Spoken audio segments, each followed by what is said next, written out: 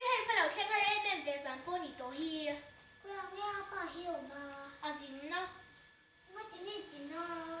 ô à mà ngày tuổi đâu cha Mình cứ ngày về. à mà ngày đâu cha nó bùi thay lẹ à phần nó thay cha hi mà ngày Mà chỉ nghe các bà hiểu mình gì sao đâu. các phần người và hành trả bé em về các phần nó thay là bùi lạc lạc này nhé chập tổ suy rồi mà phải cái rồi Ồ lệ. ở luôn tụi có xem xí đâu ba sang sang anh luôn thay tụi phải còn hù rồi ê cái này chọn gì đi ô Ai mà có chết cái bật đi ngủ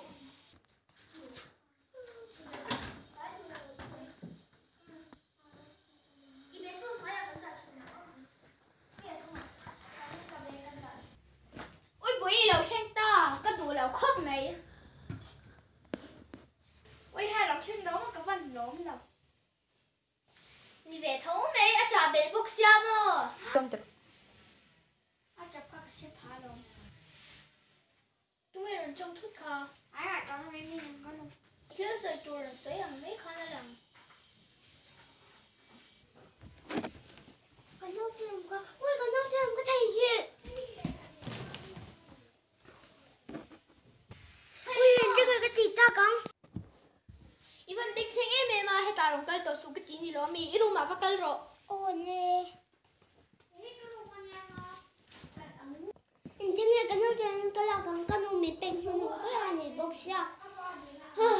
Con nhóc mà con nhóc phớt mình đi.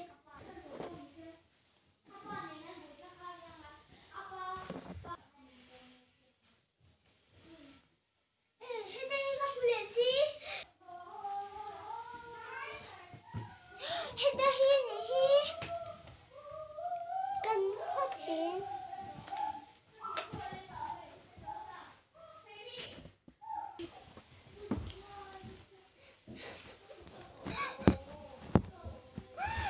Con nhóc cho nên số gì con nhóc hi ở trên tổ bốc sen trên cái tiếng này. Con nhóc cho nên mình mang lại về xem con đồ này.